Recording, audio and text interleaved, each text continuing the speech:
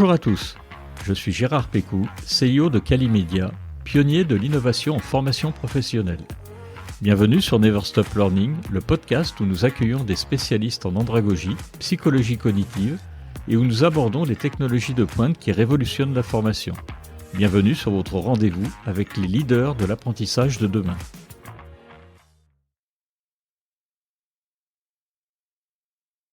Bonjour et bienvenue à tous nos auditeurs. Alors que les opportunités d'apprentissage se multiplient, capter l'attention des collaborateurs devient de plus en plus difficile.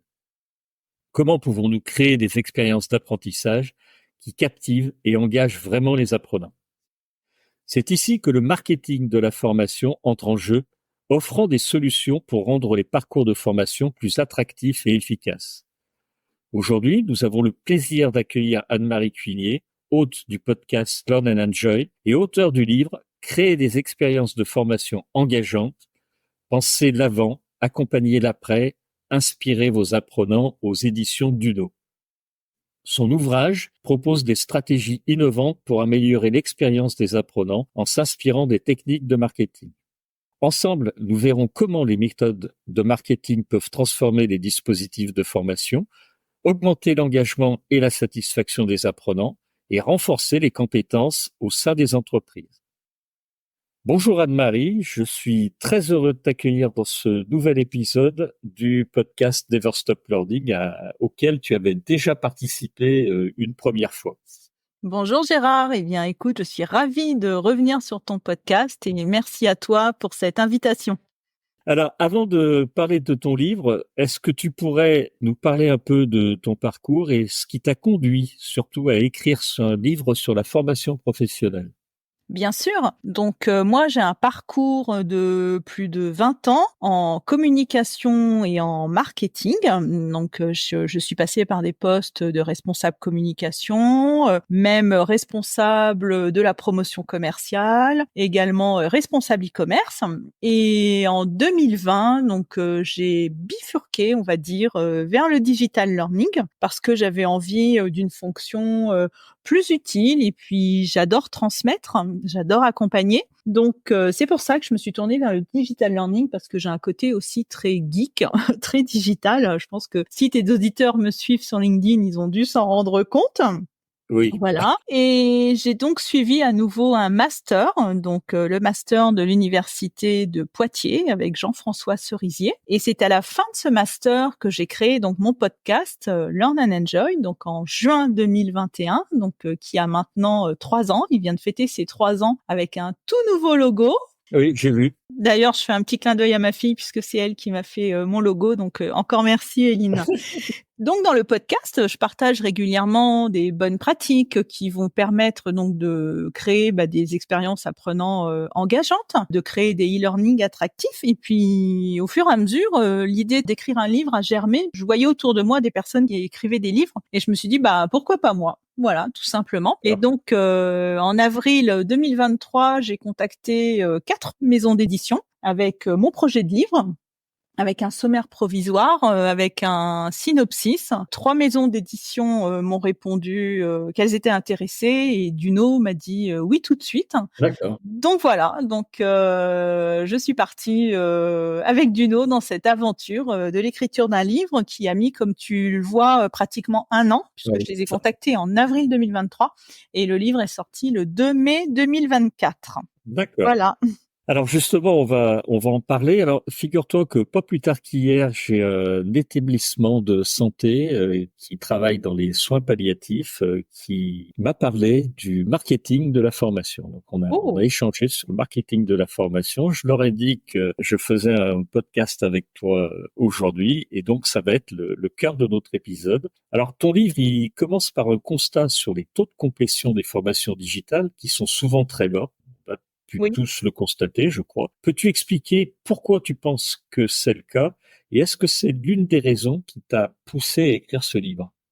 Alors oui, bien sûr, c'est une des raisons. Déjà, donc je vais partager quelques chiffres que j'avais trouvés donc sur les taux de complétion des formations digitales. Les chiffres que je cite dans mon livre, c'est un taux de complétion qui dépasse rarement les 20 à 30%, et cette info vient d'un livre blanc qui avait été édité par 360 Learning. Et plus récemment encore, donc Pierre Monclos a partagé lors du printemps de la formation un taux de complétion de 15% pour les e-learning suivis sur un ordinateur. Donc D'accord. forcément, ça interroge, surtout moi qui viens du e-commerce, où on peut faire le parallèle entre les apprenants et les clients. Donc pourquoi les apprenants ne vont pas au bout de leur formation digitale? Donc pour moi, une des raisons, c'est déjà l'infobésité. Voilà, donc on est actuellement à l'ère du surplus d'informations. Et d'ailleurs, d'après l'Observatoire de l'infobésité et de la collaboration numérique, un salarié reçoit en moyenne 144 courriels par semaine.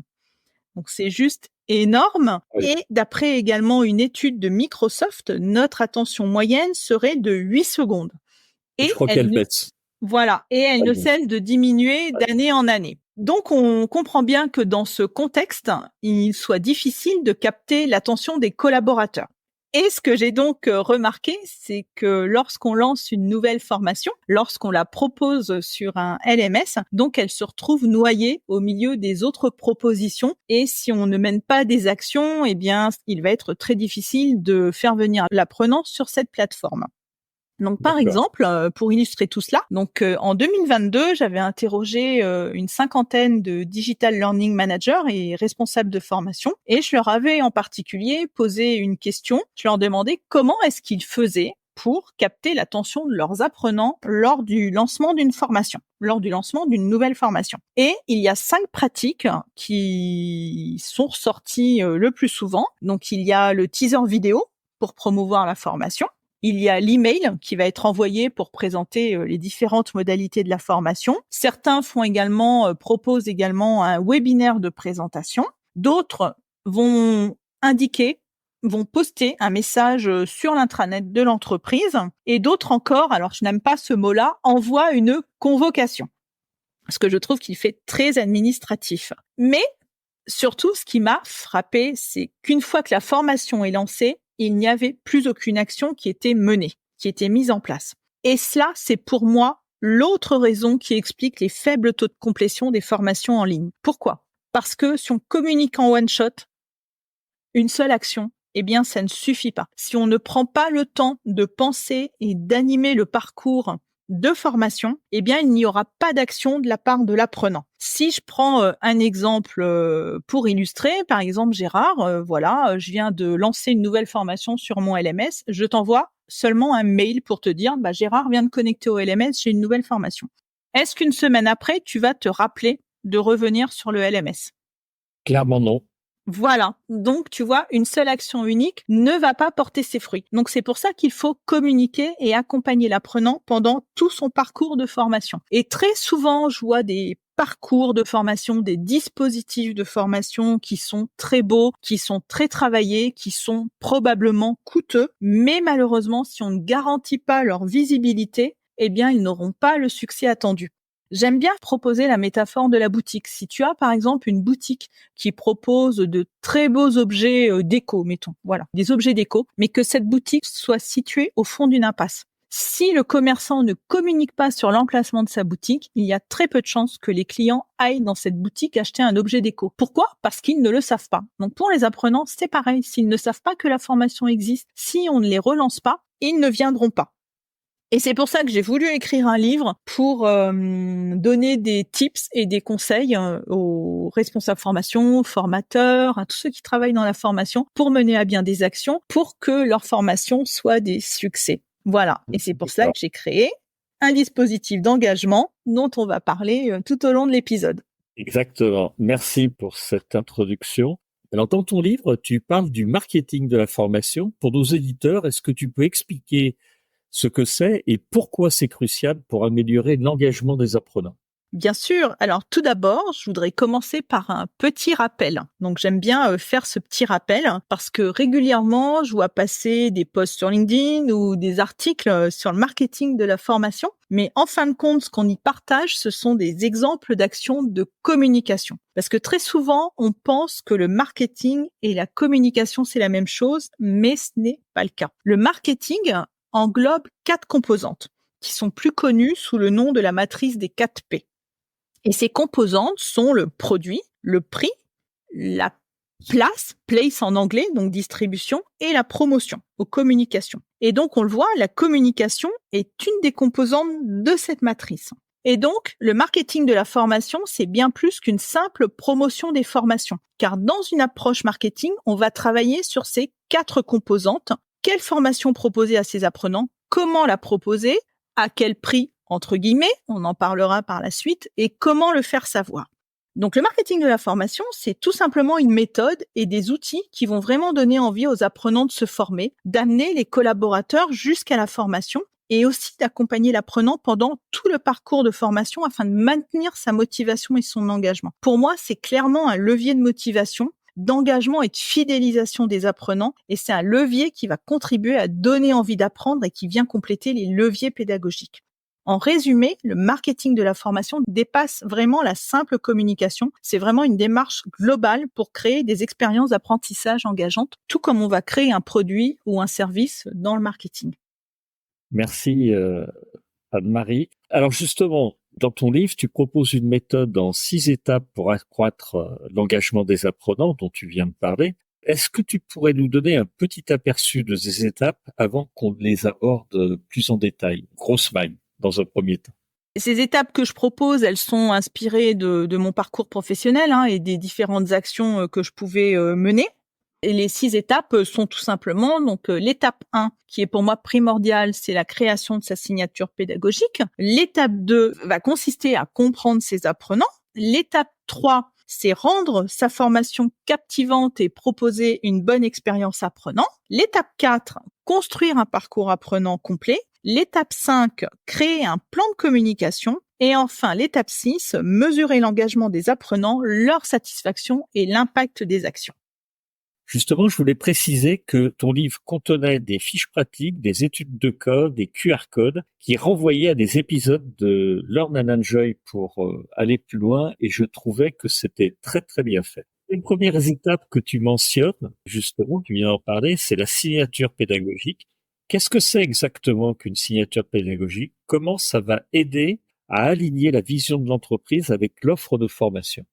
Alors en effet, pour moi, cette première étape, c'est le socle. C'est vraiment la base et elle va consister à aligner la vision de l'entreprise avec l'offre de formation en créant une signature pédagogique, ce que moi j'appelle une signature pédagogique. J'ai des confrères qui peuvent l'appeler marque Learn ou marque apprenante. Moi, Oui. je l'ai appelée signature pédagogique.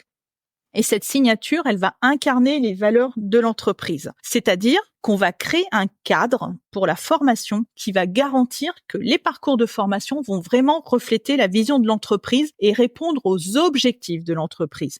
Par exemple, si une entreprise valorise l'innovation, sa signature pédagogique pourrait mettre l'accent sur les méthodes d'apprentissage innovantes, comme l'intelligence artificielle par exemple, ou la VR. Voilà, pour vraiment être en phase avec ce qui fait l'ADN de l'entreprise. Ma définition de la signature pédagogique, elle s'inspire des plateformes de marque et des signatures relationnelles. Donc, je vais prendre un exemple. Si, par exemple, on va dans un magasin Ikea ou un Apple Store, voilà, j'adore Apple, je suis fan des iPhones, j'en ai toute une collection depuis leur début. Donc, tu vas vivre la même expérience en tant que client, quel que soit le lieu où se trouve ce magasin. Que j'aille dans un Ikea à Dijon ou un Apple Store à Dijon ou un Ikea ou un Apple Store à Marseille, c'est pareil. L'identité visuelle va être la même, l'ambiance des lieux va être la même. Et les collaborateurs qui travaillent dans ces enseignes ont également une signature relationnelle à respecter lorsqu'ils accueillent des clients. Pour un service formation ou un organisme de formation, eh bien pour moi, c'est pareil. Il faut raisonner pareil pour proposer une expérience aux apprenants qui soit mémorable et que lorsqu'un apprenant aille suivre une formation dans une université d'entreprise ou dans un organisme de formation, il sache à quoi il va s'attendre, ce qu'il va vivre. Et donc pour moi, voici ma définition de la signature pédagogique. Donc elle exprime la stratégie d'un service formation en définissant son positionnement et sa différenciation. Elle définit également l'expérience que les apprenants vont vivre pendant leur formation et elle apporte une cohérence dans le fond et la forme des formations pour une meilleure expérience apprenant. D'accord. Alors, tu expliques, et j'ai bien aimé, l'importance de créer des learner personas. Pour nos auditeurs, est-ce que tu peux détailler pour toi ce que c'est que ces personas et comment ils peuvent améliorer l'engagement des apprenants? Oui, bien sûr.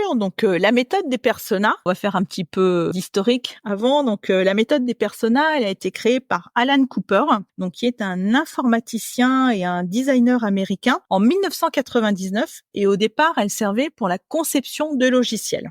Et aujourd'hui, on retrouve les personas partout, principalement dans le marketing, pour guider la conception de nouveaux produits ou de nouveaux services. Et voici la définition des personas donnée par Alan Cooper, qu'on peut également retrouver dans mon livre. Je cite, « Dans les champs de la conception centrée sur l'utilisateur ou du marketing, un persona est une personne fictive dotée d'attributs et de caractéristiques sociales et psychologiques et qui représente un groupe cible. » Donc pourquoi est-ce qu'on va définir des personas lorsqu'on conçoit un parcours de formation? Moi, je considère que l'apprenant est un client de la formation. Il vient avec des demandes, avec des besoins et des attentes. Et donc, pour que la formation soit achetée, c'est-à-dire pour qu'elle soit choisie et suivie, elle doit répondre aux besoins des apprenants. Et pour cela, il faut tout simplement comprendre qui ils sont. Qu'est-ce qui les motive à apprendre? Pourquoi ils vont suivre cette formation? Quel est leur niveau de compétence? Quelles sont leurs frustrations? Quels sont également leurs freins? Parce que si on ne connaît pas ces apprenants, on va forcément réduire leur engagement, car on ne saura pas comment capter de façon optimale leur attention, comment susciter leur intérêt et comment adapter la communication avec des messages adaptés qui vont leur parler. Créer un persona va donc permettre de se mettre à la place de l'apprenant idéal en définissant un profil type fictif qui va détailler ses qualités, ses besoins, ses comportements, ses frustrations, dans l'objectif justement de lui proposer la formation qui va correspondre exactement à ses besoins. Et dans mon livre, j'ai détaillé pas à pas comment justement construire ces personas avec un exemple type de persona adapté au learning. Exactement, ouais. Donc, dans ton livre, tu parles, Anne-Marie, du concept de mixed learning. Est-ce que tu peux nous expliquer ce concept, comment il va contribuer à créer une expérience d'apprentissage immersive et engageante? Oui, alors pour le mixed learning, je me suis inspirée donc du mix marketing, c'est-à-dire les 4 P que j'ai cités au début de l'épisode et qui correspondent donc aux 4 piliers de la réflexion à mener lors du lancement d'un nouveau produit ou d'un nouveau service. Donc comme je l'ai dit, pour moi une formation c'est un produit.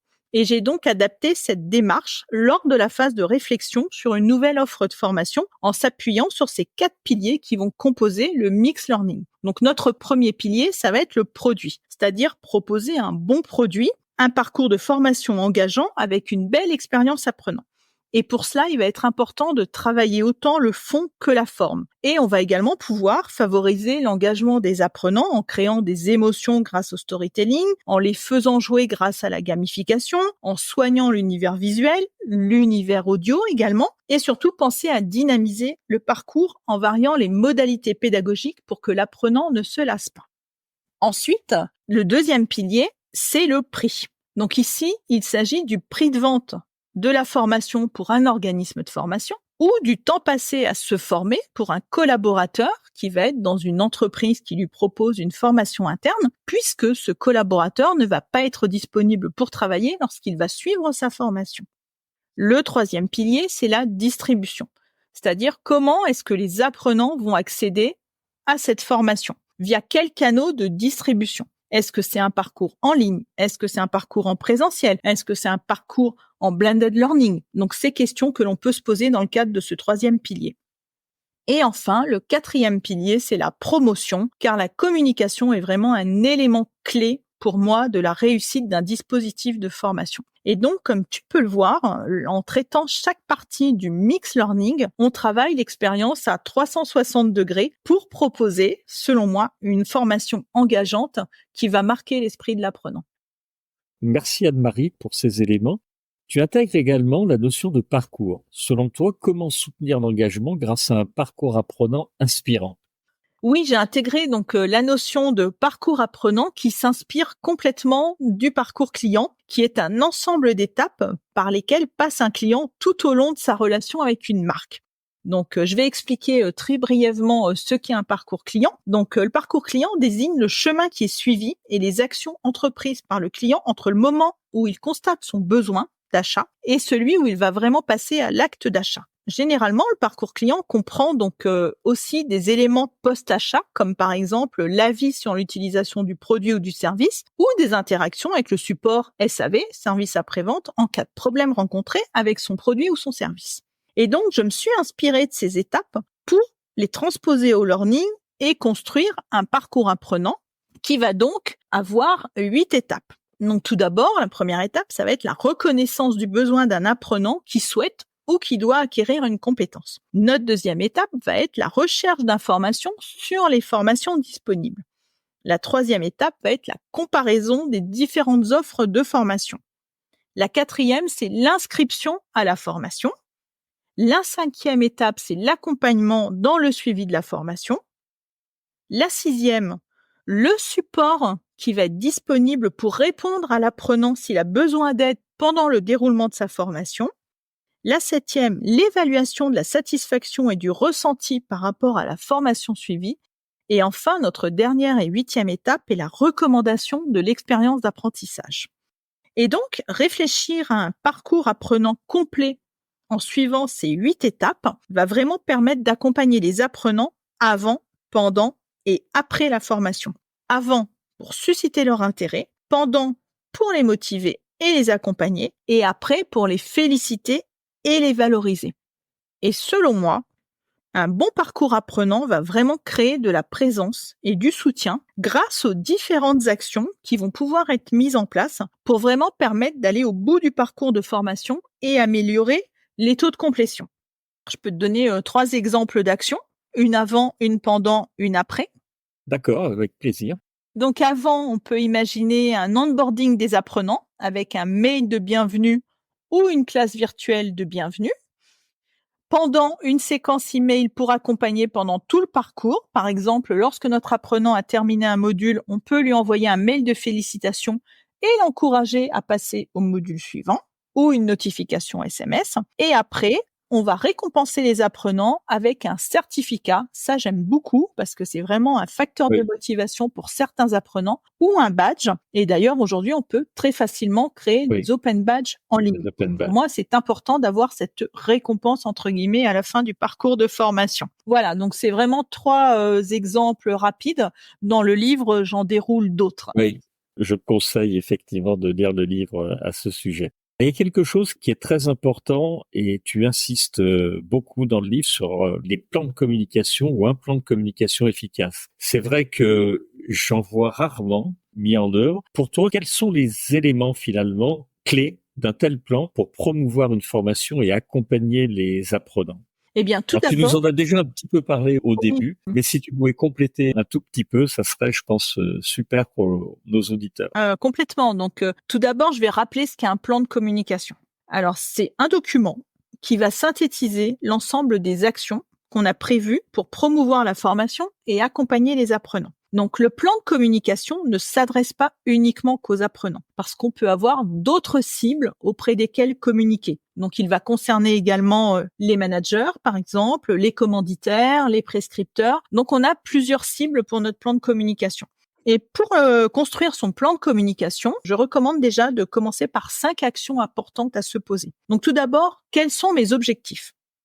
Quel message je souhaite faire passer? Ensuite, à qui est-ce que je vais m'adresser? Donc, est-ce que ce sont des cibles en interne? Par exemple, quels sont les salariés qui vont être concernés? Les managers, la direction, etc. Quelles sont les cibles éventuellement aussi en externe? Dans le cadre d'un organisme de formation, ça va être des clients, des prescripteurs.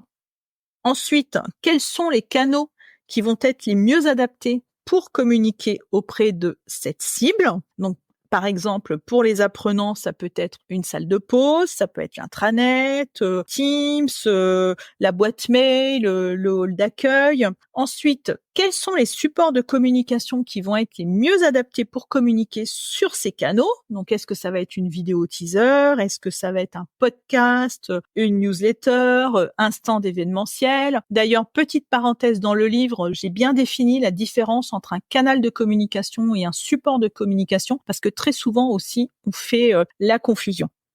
Et donc, pour répondre à ces 4 premières questions, donc les personas ici vont vraiment vous guider dans le choix des messages, des supports et des canaux de diffusion.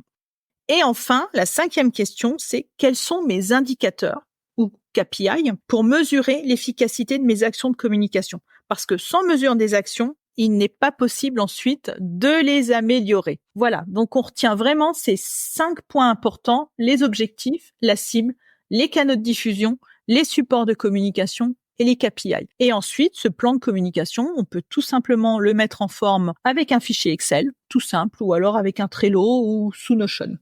Voilà. D'accord. Très, très clair. Et merci pour tout cela, encore une fois. On a parlé d'engagement. C'est quoi pour toi l'engagement dans une formation et surtout, comment on va mesurer cet engagement des apprenants? Parce que c'est un sujet crucial dont la plupart des formateurs parlent. Quelles sont les méthodes finalement que tu pourrais recommander pour mesurer cet engagement et pourquoi il est important? Alors l'engagement, oui, c'est un vaste sujet. Il nous faudrait presque un épisode entier pour C'est en ça, parler. exactement, Mais bon, je exactement. vais quand même synthétiser. D'ailleurs, j'avais dédié un épisode complètement de mon podcast à cette Oui, c'est question. vrai, C'était l'épisode 16, donc c'était déjà c'est il vrai. y a plus de 2 ans. Mais je vais le resynthétiser. Donc, dans la recherche, il y a une grande diversité de théories sur l'engagement. Et dans le domaine de la formation, on a 2 notions principalement pour ce concept. Donc, soit celui de l'entrée en formation, soit celui de l'implication de l'apprenant dans le processus d'apprentissage. Et moi, j'aime bien aussi reprendre la définition de l'engagement qui a été donnée par Simon Hatfield de l'université du Middlesex de Londres, qui définit l'engagement comme une connexion à la fois émotionnelle, cognitive et comportementale entre un utilisateur et une ressource. Et donc, généralement, les chercheurs s'entendent sur le fait que l'engagement recouvre 4 dimensions qui vont interagir entre elles. Donc, on a la dimension cognitive, on a la dimension comportementale, la dimension émotionnelle et la dimension sociale. Alors, la dimension cognitive, elle fait référence à l'investissement intellectuel de l'apprenant. C'est-à-dire, comment est-ce qu'il va apprendre? Est-ce qu'il va prendre des notes? Quelles sont ses méthodes d'apprentissage? Comment va-t-il gérer son effort? Voilà, moi typiquement, quand j'apprends, j'ai besoin d'un stabilo pour stabiloter les notions essentielles. Et je crois que toi aussi, Gérard, parce que je crois que tu as beaucoup stabiloté mon livre.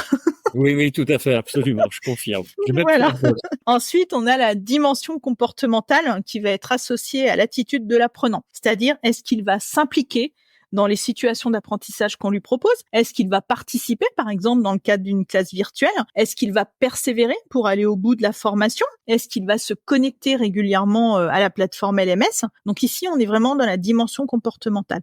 Ensuite, on a la dimension émotionnelle. Donc là, c'est l'intérêt qu'il va porter à la formation. Est-ce qu'il va être fier de suivre cette formation? Est-ce qu'il va être enthousiaste? Et enfin, la dernière, c'est la dimension sociale qui va faire référence aux relations avec les autres apprenants, avec son formateur ou avec un enseignant, par exemple, ou son environnement. Pour rester encore dans cette notion de l'engagement, il est aussi très intéressant de se poser la question du pourquoi on veut suivre une formation. Et ensuite, une fois que la formation est débutée, pourquoi est-ce qu'on va persévérer même si on rencontre des difficultés ou des découragements parce qu'on n'arrive pas à tout suivre? Et là, je vais renvoyer vers Philippe Carré, qui est professeur en sciences de l'éducation et qui a apporté des réponses à ces questions. Et selon lui, il y a 4 types de motivation. D'une part, une motivation intrinsèque et une motivation extrinsèque, et d'autre part, une motivation vers l'apprentissage et une motivation vers la participation. Et à partir de ces 4 types de motivation, Philippe Carré a observé 10 motifs de suivre une formation. Et là, je vous invite à retrouver ces motifs dans le livre parce que ce serait beaucoup trop long de Oui, tous les citer ici. d'accord. Voilà. Mais on voit que c'est vraiment important de prendre en compte ces facteurs de motivation lorsqu'on conçoit une Ouais. formation. Je suis d'accord et c'est très, très bien développé dans le livre et c'est une très bonne idée d'aller regarder ça dans ton ouvrage. Et donc, Gérard, maintenant, je vais répondre à la deuxième partie de ta question qui est comment est-ce qu'on mesure l'engagement d'un apprenant? Alors déjà, pour moi, c'est difficile de mesurer l'engagement d'un apprenant parce que ça dépend de beaucoup de facteurs, du comportement des apprenants. Il y a des jours où on va avoir plein d'énergie et des jours où on va en avoir moins. La façon d'apprendre aussi qui est propre à chacun, les interactions avec les autres apprenants, avec le formateur et le plaisir qu'on aura eu à suivre cette formation. Et pour mesurer cet engagement, je vous propose quelques pistes. Pour la dimension cognitive, on peut par exemple mesurer l'avancement de l'apprenant dans son parcours d'apprentissage. S'il y a des travaux à rendre, est-ce qu'il va les rendre dans le respect des délais qui ont été impartis, par exemple? Pour la dimension comportementale, on pourrait par exemple prendre en compte le taux de connexion à la plateforme AMS s'il s'agit d'un e-learning, le nombre de modules validés, l'obtention d'un certificat ou non. Pour la dimension émotionnelle, on peut mesurer la satisfaction de l'apprenant lors d'un questionnaire de satisfaction qui va être envoyé à l'apprenant à la fin de la formation. Et enfin, pour la dimension sociale, donc si on a par exemple un forum qui est disponible ou une messagerie instantanée, on peut prendre en compte la participation de l'apprenant dans cet espace. Et donc, parmi ces 4 dimensions, la dimension émotionnelle, elle est souvent oubliée. Pourtant, l'évaluation de la satisfaction des apprenants est très importante pour mesurer leur vécu de l'expérience d'apprentissage et donc recevoir des feedbacks et éventuellement améliorer les parcours de formation. Et c'est ce qui va aussi permettre d'identifier les parcours qui ont le plus de succès de ceux qui nécessitent une amélioration. Dans ton livre, tu mentionnes l'utilisation du storytelling pour offrir une expérience learning attractive. Est-ce que tu peux nous expliquer comment cette technique, finalement, peut être utilisée dans les formations pour engager les apprenants? Alors, le storytelling, c'est l'art de raconter des histoires. Donc, c'est une technique qui consiste à utiliser des codes narratifs pour faire passer des informations. Le public va alors être captivé par l'histoire qui est racontée et il va ressentir des émotions et cela va marquer son esprit comme dans les contes de notre enfance. Je suis sûre que tu te souviens de certains dessins animés que tu as pu voir dans ton enfance, peut-être. Enfin, moi, je sais que je me souviens. Sûrement, je m'en souviens. Moi, je me souviens très bien encore de certains dessins animés, comme Candy ou Albator. Ça m'a vraiment marqué parce qu'il y avait vraiment un storytelling très fort. Voilà. Et donc, ce storytelling, il permet de tisser un lien avec son audience et de créer de l'engagement. Parce que lorsqu'on raconte une histoire, on fait vivre une expérience et on fait vivre des émotions. Et on va alors s'attacher aux personnages et aux aventures qu'ils vivent. Et c'est pour ça qu'on s'en souvient, comme je viens de citer par exemple avec les dessins animés. Et storytelling, il est très très souvent utilisé en marketing et en communication. Mais moi, je trouve qu'il est encore assez peu connu pour son utilisation en pédagogie. C'est vrai. Et pourtant, le storytelling, grâce aux émotions qu'il suscite, il va vraiment permettre de donner du sens et de contextualiser une information. Et c'est ces émotions qui vont favoriser la mémorisation, augmenter la rétention des informations et surtout favoriser l'engagement. Et d'ailleurs, Julien Georget, qui est l'un de tes collaborateurs, l'explique vraiment très bien dans l'épisode 68 de mon podcast. Et je crois que tu vas recevoir aussi bientôt Laetitia Fly-Sainte-Marie qui vient de sortir un livre sur le storytelling et qui pourra t'en dire beaucoup plus que moi. Et je te remercie d'ailleurs, puisque c'est toi qui nous as présenté et qui va me permettre effectivement de faire un épisode complet à partir du livre. J'ai hâte de l'écouter. C'est gentil. Un deuxième exemple réside dans la gamification. Quels sont les avantages de la gamification dans les parcours de formation et comment on peut l'intégrer efficacement pour, là encore une fois, maintenir l'engagement des apprenants? Eh bien là, je vais aussi, avant d'en parler, donc faire un petit rappel de ce qu'est la gamification.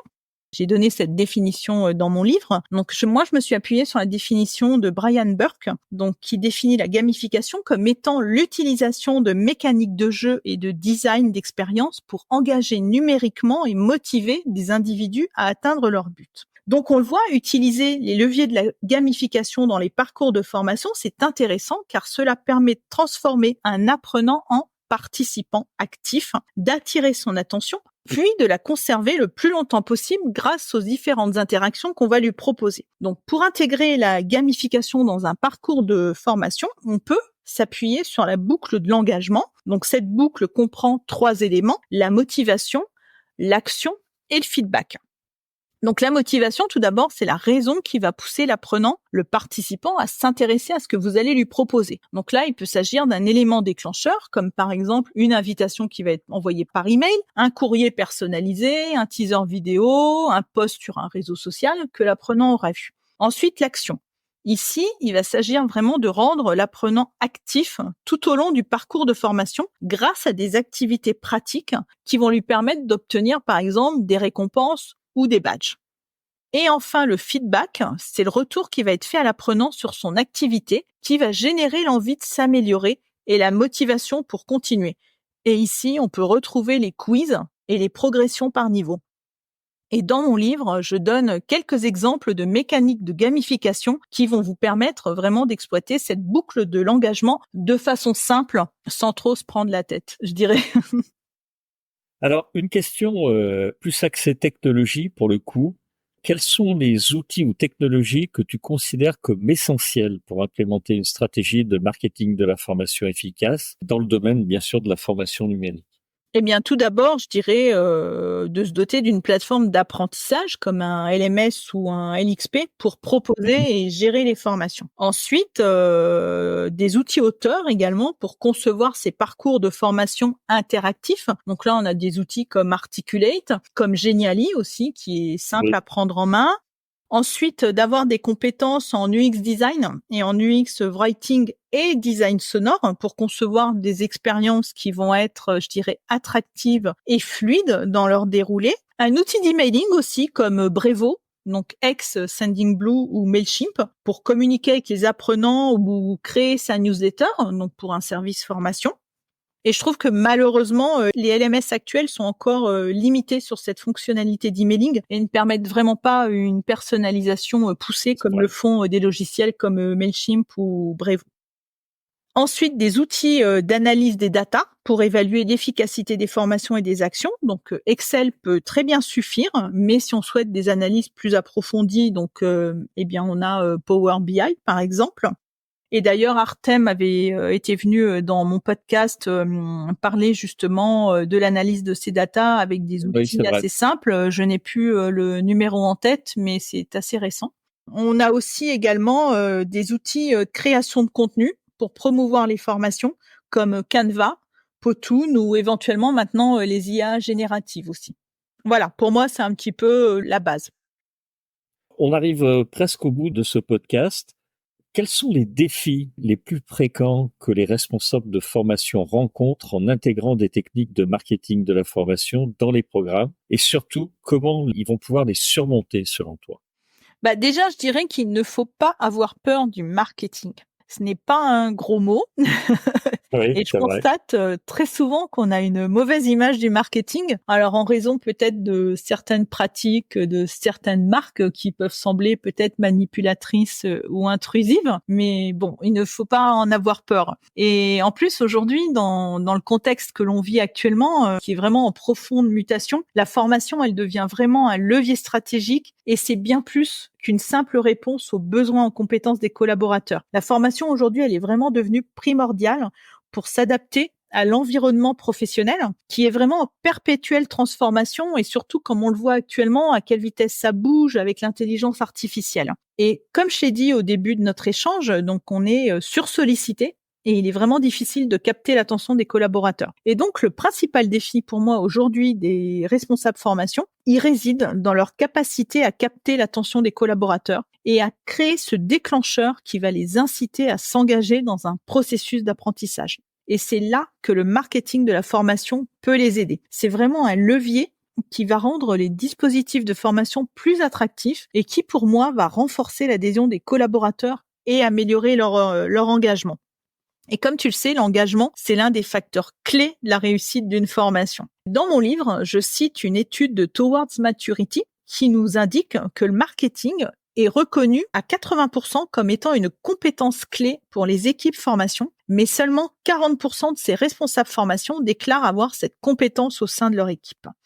Et donc, tu le vois, là, il est vraiment essentiel de sensibiliser les acteurs de la formation à l'importance du marketing dans le learning et de les aider vraiment à acquérir ces compétences nécessaires pour développer et promouvoir leur programme de formation. Et pour moi, on peut faire du très bon marketing avec des actions simples et peu compliquées. Et dans mon podcast, et je sais que tu l'écoutes, je partage régulièrement en compagnie de mes invités, donc des bonnes pratiques et des exemples concrets qui sont activables. Et c'est aussi pour ça que j'ai écrit mon livre, vraiment pour former aux bases du marketing de façon très pragmatique. Et j'ai vraiment essayé de le penser comme un guide pas à pas. Et j'y partage une méthode, des outils simples à prendre en main.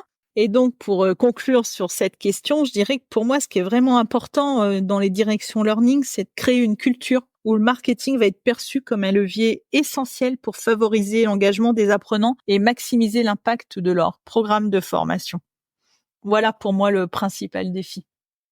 On arrive au bout de cet épisode. Je vais revenir sur une question que je t'ai posée il y a presque 1 an et demi dans un épisode précédent qui était le numéro 42, je crois. Mais j'aimerais savoir si ta réponse a changé. Comment tu imagines le futur du marketing de la formation? Entre-temps, il y a plein de choses en 1 an et demi qui se sont passées dans le monde de la formation, qui vont changer pas mal de choses. Tu as fait référence notamment à l'IA. C'est quelque chose qui va de plus en plus se développer. Tu nous disais tout à l'heure qu'il y avait très peu finalement de formateurs, d'entreprises qui faisaient du marketing de la formation. Donc est-ce que ça va se développer, notamment avec ces nouveaux outils qui ne cessent d'arriver finalement sur le marché?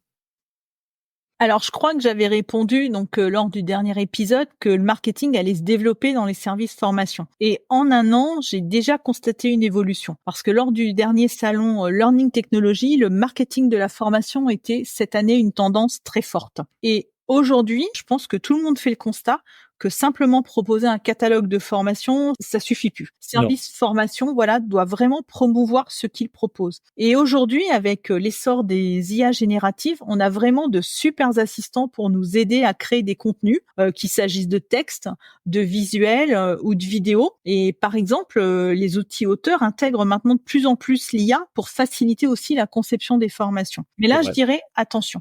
Attention à ne pas tomber dans le piège de l'utilisation de l'IA à tout prix. Les outils demandent quand même un temps de prise en main et du temps pour arriver à des résultats qualitatifs. Voilà, moi, lorsque je crée un visuel avec l'IA, principalement pour mes posts LinkedIn, je suis quand même obligée de m'y reprendre à plusieurs fois pour avoir un visuel qui corresponde à ce que je veux. Et donc, pour moi, il faut vraiment savoir trouver le bon équilibre entre l'utilisation de l'IA et le recours à des professionnels. Voilà. Par exemple, je pense que dans le cas de création de visuels, c'est toujours bien de faire appel à un graphiste, peut-être. Pour les teasers vidéo, pareil. Pour les voix off, même si des outils comme Eleven Labs sont très performants, ça manque encore d'émotion.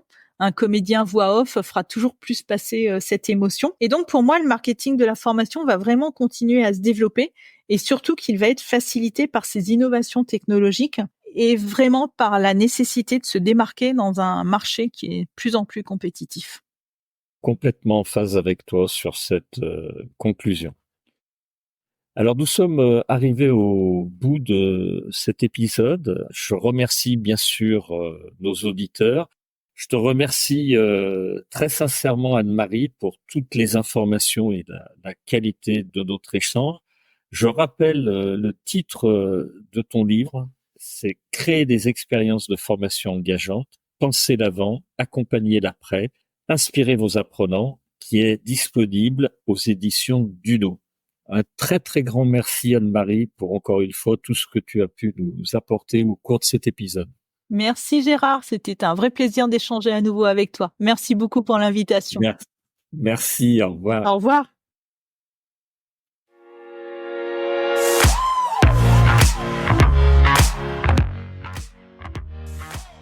Merci de nous avoir accompagnés jusqu'au bout de cet épisode. Si vous l'avez aimé, partagez l'épisode et laissez-nous une bonne note suivie d'un commentaire pour nous aider à nous propulser dans les classements. Je suis Gérard Pécou, CEO de Calimedia, et si vous recherchez des solutions innovantes en e-learning, visitez calimedia.fr, notre équipe sera ravie de vous guider. Retrouvez-nous pour le prochain épisode de Never Stop Learning pour qu'ensemble, nous ne cessions jamais d'apprendre.